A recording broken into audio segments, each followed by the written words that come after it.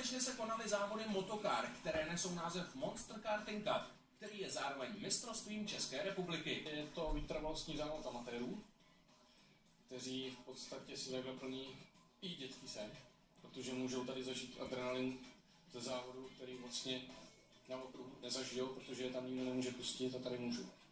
Může přijít kdokoliv, složit tým, rodina, rodinný příslušníci a můžou si to tady projet, zajet ty pravý závody.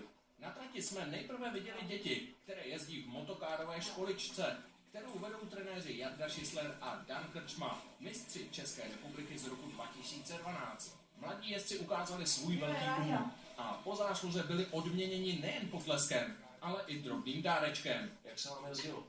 Dobrý. Co tě nejvíc překvapilo? Nic. To by se jezdilo? Taky dobře. A něco, co bys tam vypíchnul na té trati, že je dobrý? Ani ne.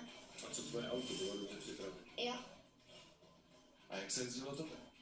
Taky dobře. Něco tě překvapilo, nebo chtěl jsi někoho předjet, jak to bylo?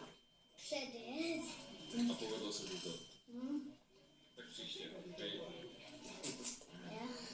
Pravidla závodu, který následoval po motokárové školičce, nám prozradil jeden z pořadatelů. Jde o to, kdo najede největší počet kol, takže je to vytrvalostní závod. Volný tréninky před začátkem, kvalifikace. Podle kvalifikace vlastně se vybírají nebo se řadějí do skupin, jo, a potom vlastně z těch skupin z prvních rozjížděk postupují do finálových, jo, posledních závodů a tam už se potom dělá vlastně nebo řadí finálový pořadí. Soutěží se v týmech a jezdci se v průběhu závodu střídají. Minimální počet jsou 3 lidi, 3 účastníci. V pravidlech je v podstatě to, že ty účastníci musí vystřídat do 20 minut, aby tam byla nějaká záruka toho, že to je trošku fair play. Aby kdyby se našel jeden, který to odjede prostě v nejlepším čase, tak to by jako ostatním se nelíbilo. Takhle v podstatě se vystřídají všichni. Takže na těch tréninkách potom, že, který oni absolvují, tak si to můžou vyzkoušet. Do Litomyšle zavítali i 4 litevské týmy, které byly se závody na východě Čech spokojeni. Bylo fakt výborný. Poprvé nám trošku nepovedlo jako naší skupiny, ale to je jedna. Nám trošku byl problém s pneumatikou, ale potom to vyřešili a pak už bylo všechno výborný. Tak organizace je dobrá, motokáry jsou v pořádku a arena je taky výborná. V závodech se ve výborném světle ukazoval tým TSH. Od začátku jízdy jsme viděli souboj 3 motokár. První jezdec týmu TSH rozjel závod výtečně. Já jsem to celku užíval, jako stres žádnej, takový fajn. Na druhém a třetím úseku první motokáry jeli 2 ženy, sestry Šislerovi.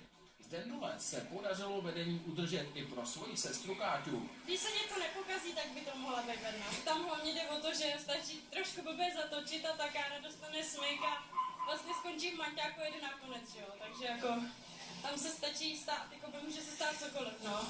Naštěstí se ztratí Káťa pobrala statečně a dojela do cíle na prvním místě. Když máte velký náskok, tak to není tak těžký, ale je to hlavně je to o stresu, no, že člověk stresuje, jestli to zvládne nebo ne, aby nesklamal tým, ale tak už jsem si docela zvykla, takže je to docela už v pohodě, ale je to občas těžký, no.